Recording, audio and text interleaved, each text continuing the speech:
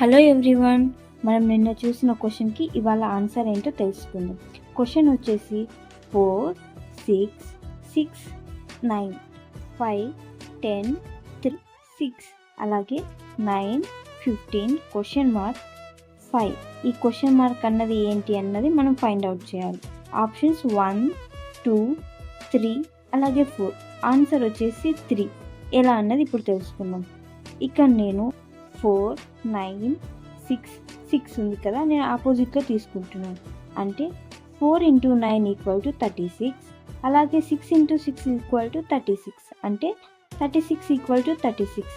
ఇది వచ్చేసి 30, 3 × 10 వచ్చేసి 30, అంటే ఆపోజిట్ మల్టిప్లికేషన్ చేస్తే వాల్యూ అనేది ఈక్వల్ ఉండాలి. ఓకే, ఇప్పుడు 9 × 5 = 45. అలాగే ఇక్కడ మనకి ఏం లేదు, సో మనం ఈ ప్లేస్ని x అనుకుందాం. అంటే 15 × x = 45 రావాలి. So 15 × x = 45. ఇక్కడ 15 అన్నది xని మల్టిప్లై చేస్తుంది. సో మల్టిప్లై ఈక్వల్ టు అవతల వెళ్తే ఏమవుతుంది, డివైడెడ్ బై అవుతుంది. సో 45 / 15 అంటే x వాల్యూ = 3.